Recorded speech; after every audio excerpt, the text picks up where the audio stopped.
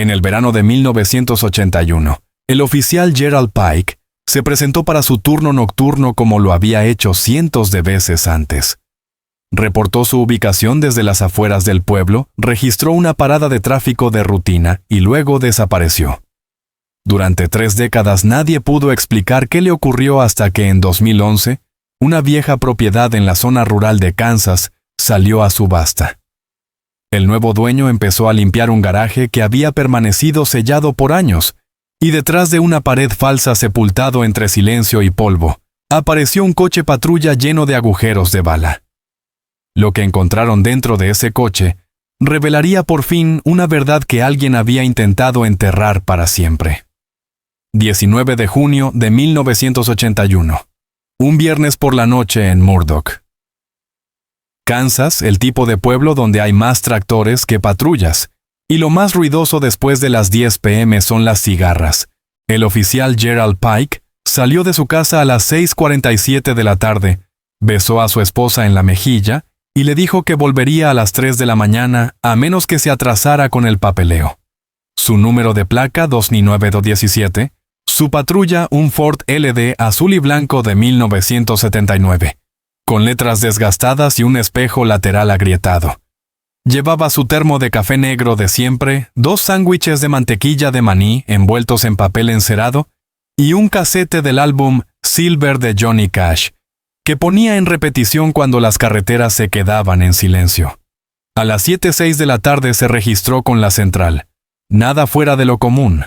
A las 7:24, realizó una parada de tráfico de rutina justo a la altura del marcador de milla 42. El coche tenía una luz trasera rota. El conductor se fue con una advertencia. La voz de Pike por la radio sonaba firme, educada, profesional. A las 7:39 volvió a comunicarse. Central aquí, la unidad 17. Hay un vehículo estacionado detrás de Billings Hardware. Voy a revisarlo. Recibido, respondieron. Esa fue la última vez que alguien escuchó a Gerald Pike. Cuando no respondió a su siguiente control a las 8 de la noche, la central intentó contactarlo de nuevo sin respuesta. A las 8:17, enviaron otra patrulla a su última ubicación conocida. Pero la patrulla no estaba allí, tampoco el coche estacionado. Registraron toda la manzana. Nada. Ampliaron el perímetro de búsqueda, revisaron los lotes cercanos, visitaron negocios. La guardia nocturna abandonó las patrullas de rutina. Llamaron a voluntarios, desplegaron helicópteros. No había patrulla, ni placa, ni rastro. Era como si Gerald Pike hubiera sido arrancado del mundo a mitad de frase. Para la medianoche, todos los agentes disponibles en el condado lo estaban buscando. Llamaron a puertas, interrogaron a delincuentes conocidos, revisaron ríos, puentes, graneros y campos. Nada. El único detalle que se le quedó grabado a su esposa Ann Pike fue lo que él dijo esa mañana durante el desayuno. Estaban sentados a la mesa compartiendo café y silencio. Gerald levantó la vista del periódico y dijo, «Hay algo raro con el nuevo. El de Wichita casi no parpadea». Ella pensó que hablaba de un novato. No preguntó más. Ahora ya no tendría la oportunidad. A la mañana siguiente, el departamento convocó una rueda de prensa. Le dieron al público lo poco que tenían. El oficial Pike desapareció durante su patrullaje. Su última transmisión fue a las 7:39 de la noche, cerca de Billings Hardware. No hay señales de forcejeo, no hubo llamada de auxilio.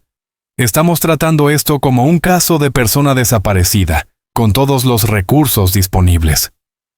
Pike estaba al fondo de esa sala en silencio, con las manos entrelazadas, su anillo de bodas, clavado en la palma como una hoja afilada. Ella sabía algo que los demás no. Gerald no se había desvanecido. Se lo llevaron, y ella iba a descubrir quién lo hizo.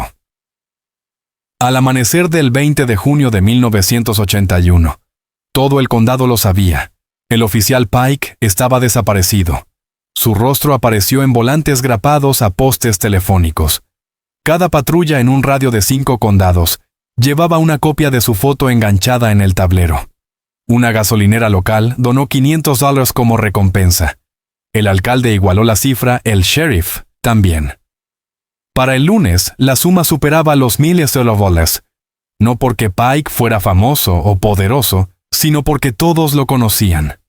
Era el policía que llevaba golosinas para perros callejeros en la guantera, el que jugaba a las damas en el asilo cada 2 jueves, el que se detenía a ayudar con llantas pinchadas estuviera o no de servicio.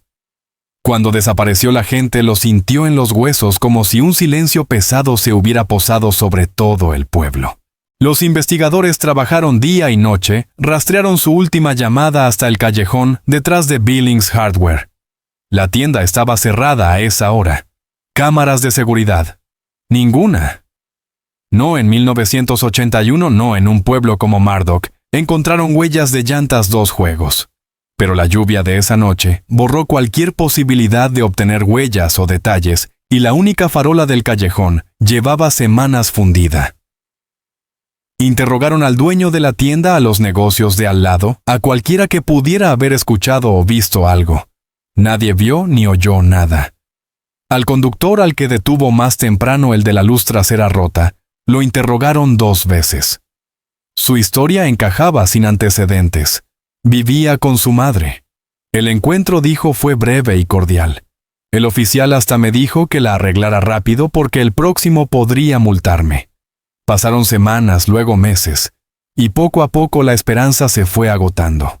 Para septiembre, Ann Pike ya se había aprendido de memoria el rostro de cada investigador asignado al caso.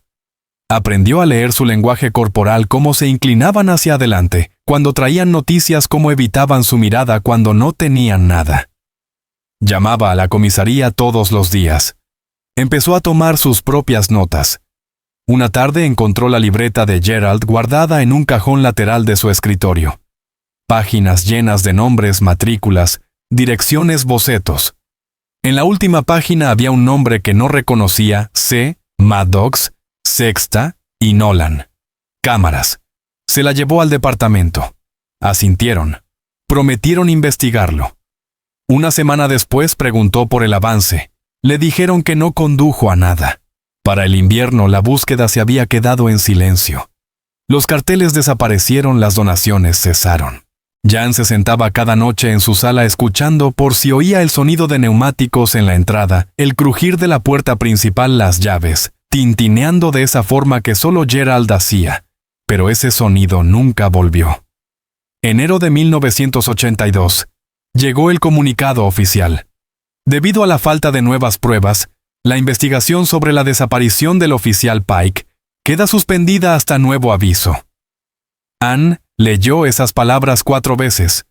Luego dobló la carta con cuidado, la guardó en una carpeta marcada mentiras y la archivó en el cajón junto a la placa de Gerald.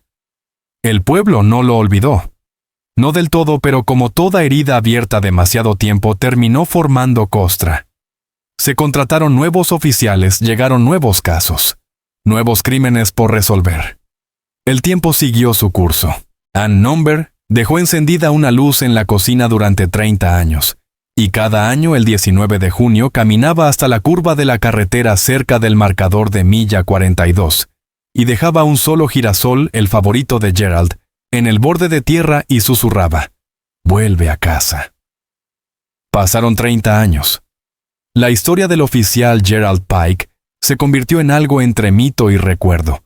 Un nombre que los más viejos susurraban, una historia de advertencia que se contaba en la Academia de Policía de Wichita.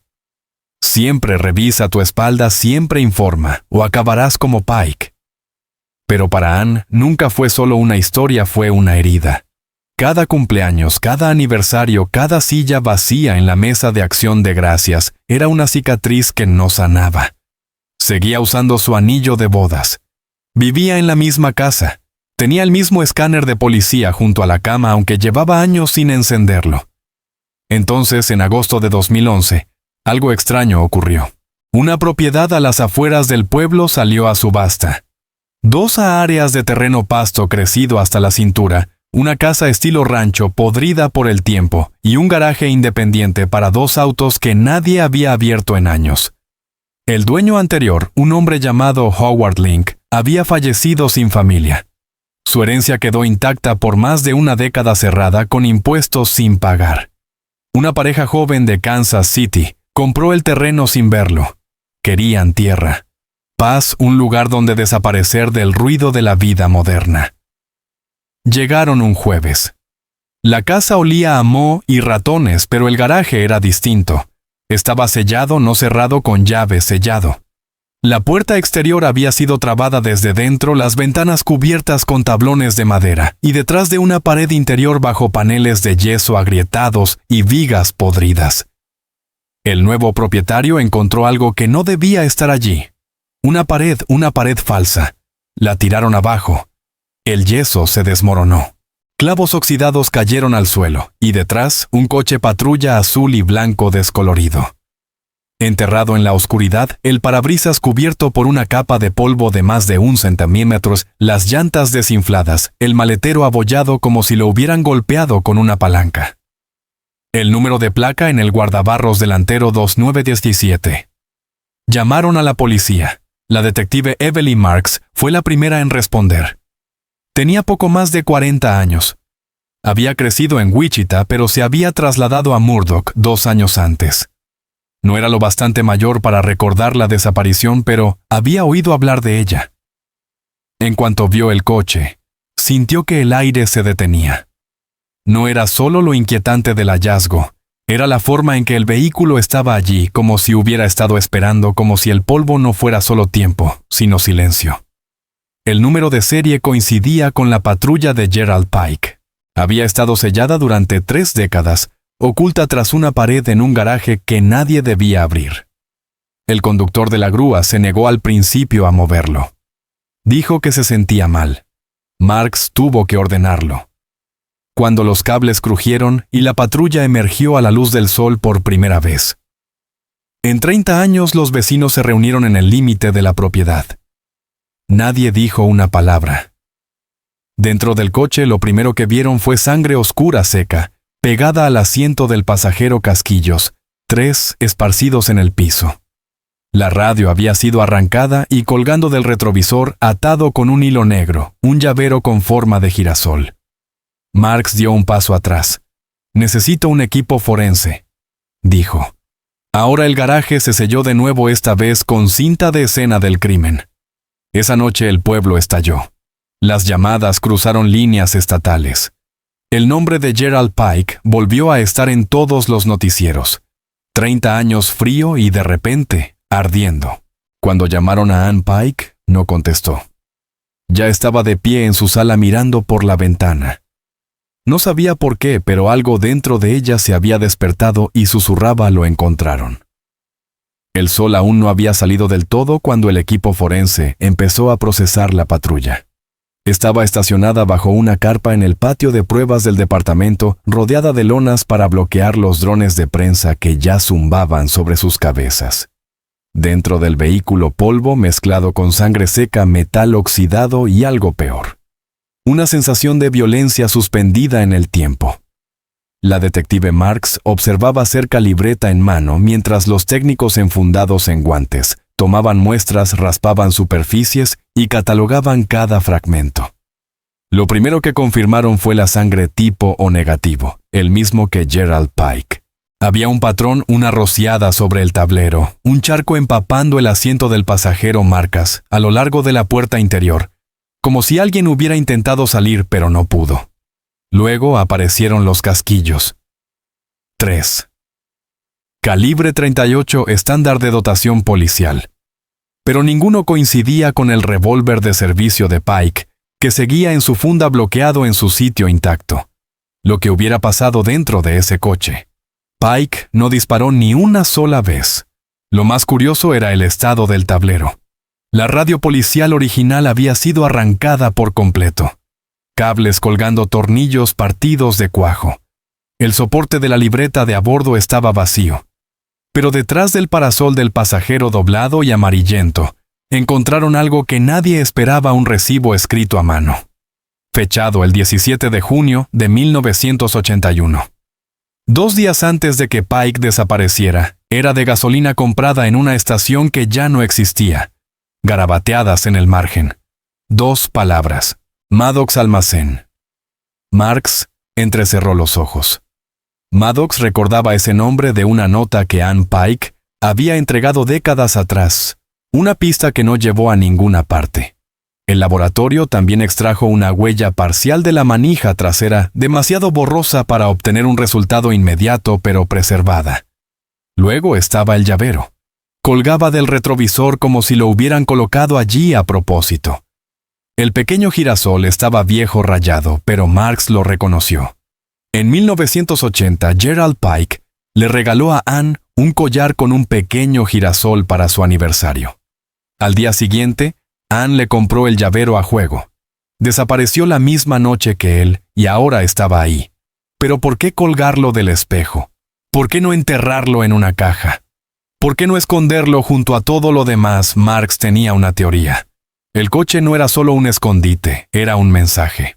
Alguien lo había sellado como una confesión, pero no para la policía, para alguien que seguiría buscando a alguien que no soltaría el hilo. Esa misma noche, Marks pidió acceso a todos los archivos relacionados con el caso original de Pike. Se quedó en la comisaría hasta pasada la medianoche, revisando reportes, transcripciones y listas de pruebas. Y lo que encontró fue un vacío. Una página faltante en el registro de servicio de Pike, 16 de junio de 1981. Desaparecida por completo, aún más inquietante, no había constancia de ningún seguimiento a la pista de Maddox que a nado. Se registró y luego se ignoró o se borró. Marks levantó el teléfono, llamó a Ann. La voz de la mujer después de 30 años era más suave pero no más débil. Sabía que lo encontrarían tarde o temprano, dijo Ann. La patrulla.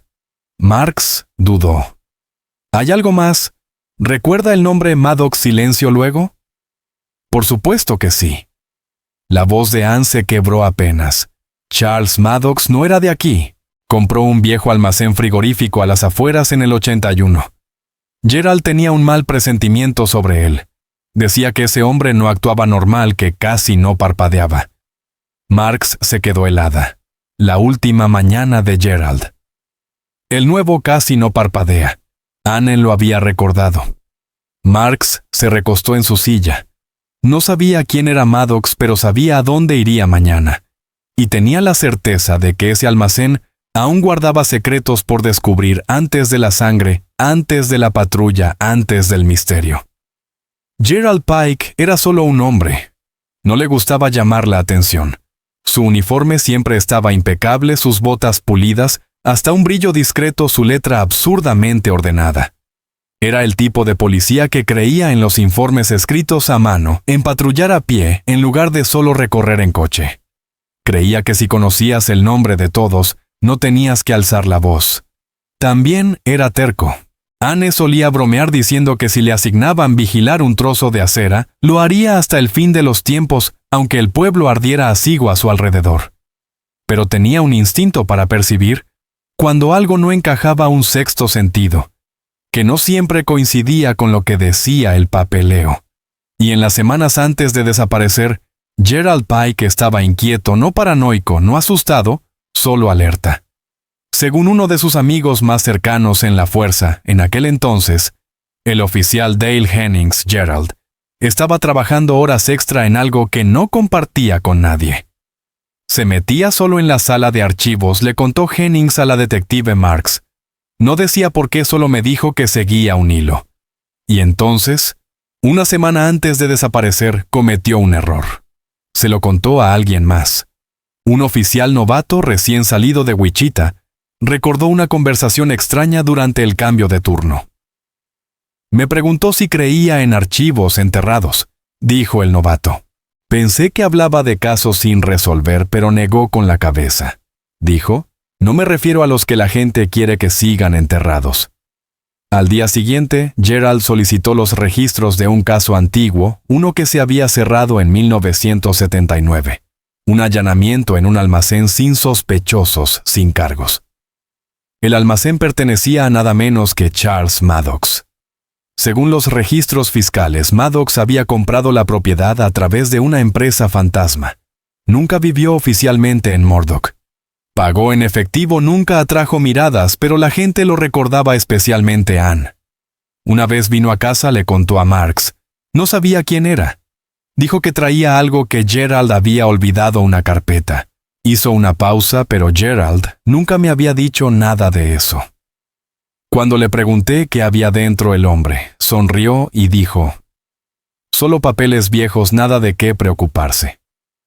Ann la tiró sin abrirla. Una semana después, Gerald desapareció. La detective Marks escarbó más profundo.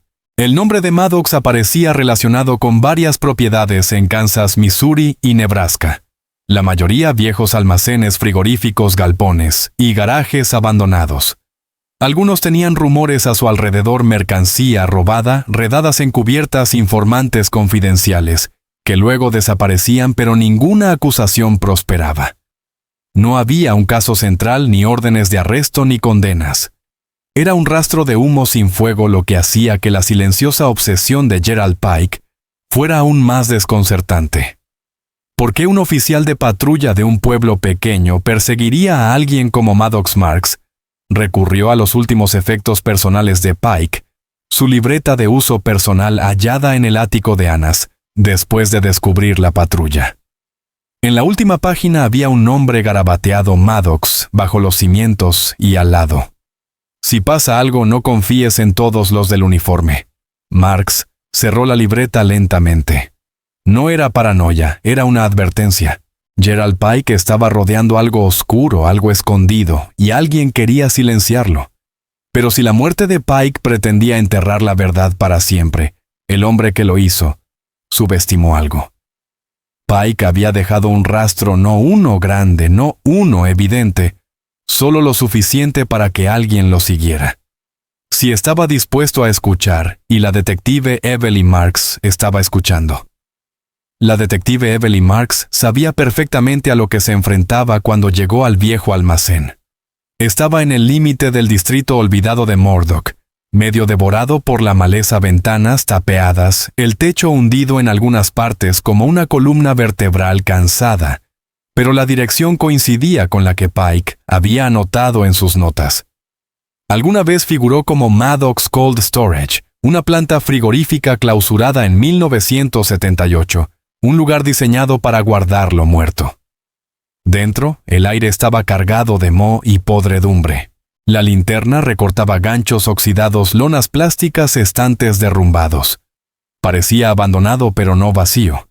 En el fondo, bajo una rejilla de acero medio cubierta de grava, el equipo de búsqueda encontró un compartimento sellado. Dentro había cajas marcadas solo con números. 2 contenían pilas de cintas VHS. Una guardaba armas sin registrar. Otra, documentos, libros de cuentas, recibos escritos a mano, fotos de hombres uniformados intercambiando sobres. Algunos de esos uniformes llevaban parches de Murdoch. Marks respiró hondo. Esto no era solo una desaparición, era una conspiración. Esa noche condujo directo a la casa de Ann Pike. Creo que su esposo estaba tras algo mucho más grande de lo que nadie quiso admitir. Le dijo, y no creo que fuera el único que lo sabía. Anne guardó silencio un largo rato. Luego, con una voz fina como un hilo, dijo, «¿Hay algo más?». Del cajón inferior de su escritorio sacó un casete etiquetado con marcador desvanecido. 17 de junio. Respaldo.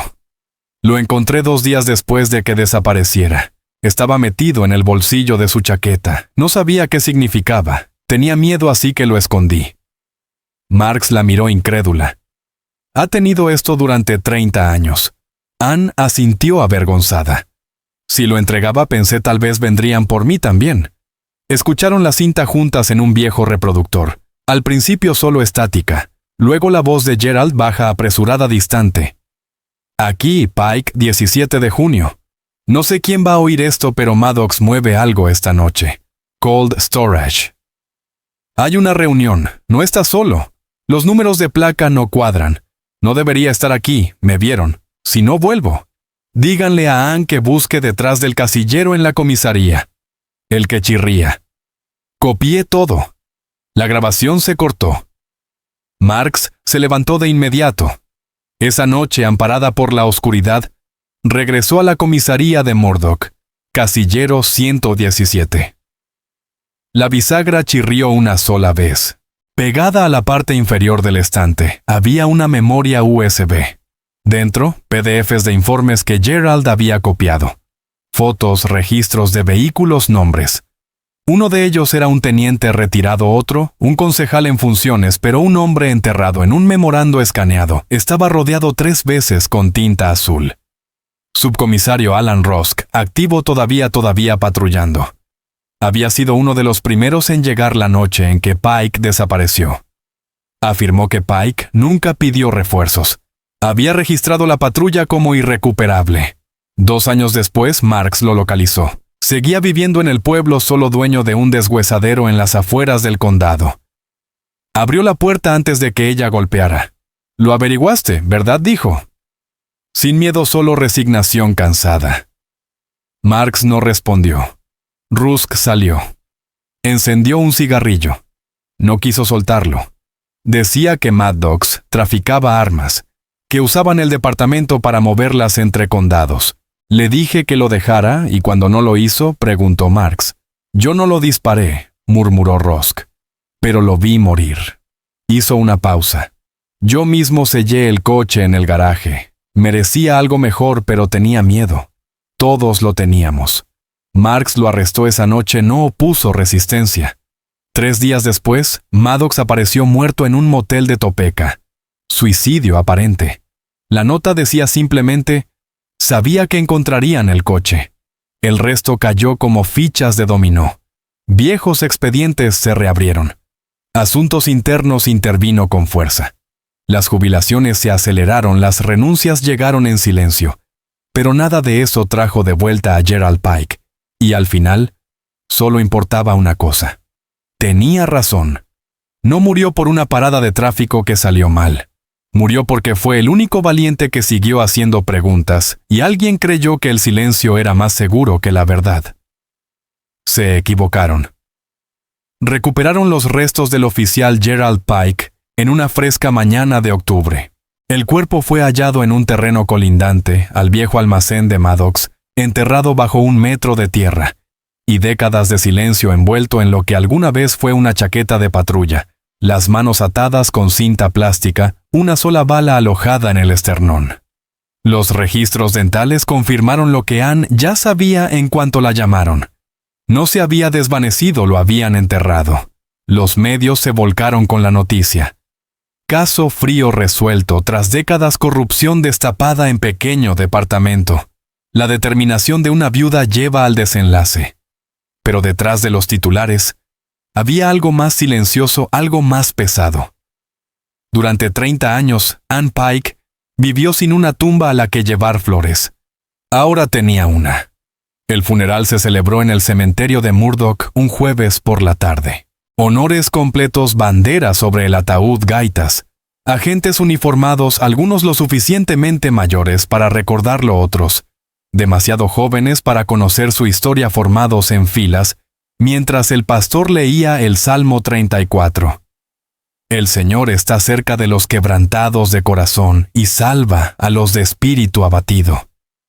Ann lloró hasta el final, no cuando le entregaron la bandera doblada, no cuando bajaron el ataúd, pero cuando la detective Marks colocó suavemente el llavero de girasol sobre la tapa, justo antes de cerrarla. Los hombros de Ann temblaron, y todo el pueblo contuvo la respiración. Susurró, «Volviste a casa». Y sus palabras se las llevó el viento. En los días siguientes, Murdoch empezó a cambiar. El almacén fue demolido, derribado hasta los cimientos. Nadie quería verlo erguido nunca más. El desguadero donde vivía Rusk fue acordonado a la espera de más investigaciones. La comisaría también cambió. Se colocó una placa en el vestíbulo principal. Oficial J. Pike, placa 2917. Fin de guardia. 19 de junio de 1981. La verdad no se borra. Ann visitó la comisaría una sola vez, solo una. Se paró frente a la placa, rozó una esquina con los dedos y asintió. Luego se dio la vuelta y salió a la luz del sol. 6 meses después, la detective Marks aceptó un puesto en una fuerza federal especial, pero antes de marcharse, hizo una última parada en el cementerio. Llevó consigo una sola cosa, la cinta original que Ann había guardado en secreto durante 30 años. La dejó junto a la lápida no porque Gerald Pike la necesitara, sino porque le pertenecía a la historia ahora. La verdadera historia, la de un hombre que vio algo que no debía. Y aún así se mantuvo firme que pagó el precio y que incluso muerto se negó a ser silenciado. No.